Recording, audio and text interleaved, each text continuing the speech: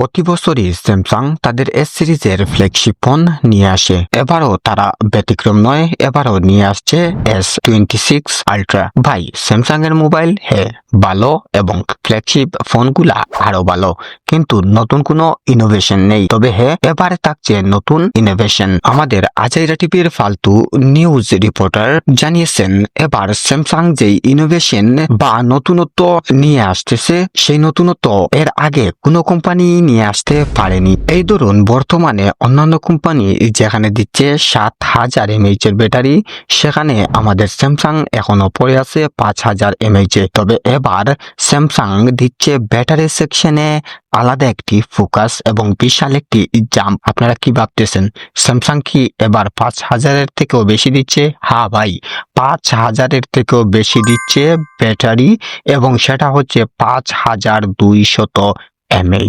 ভাই, এত বড় জাম্প স্যামসাং কিভাবে যে করলো সেটা নিয়েই গবেষণা চলছে। স্যামসাং এর এই S26 আলট্রা নিয়ে আমরা বিস্তারিত বড় একটি ভিডিও তৈরি করব এবং সেখানে এর খুঁটিনাটি তুলে ধরবো। আশা করি আপনারা আমাদের সাথেই থাকবেন, আর সাবস্ক্রাইব করে রাখবেন আমাদের চ্যানেল SK TTP।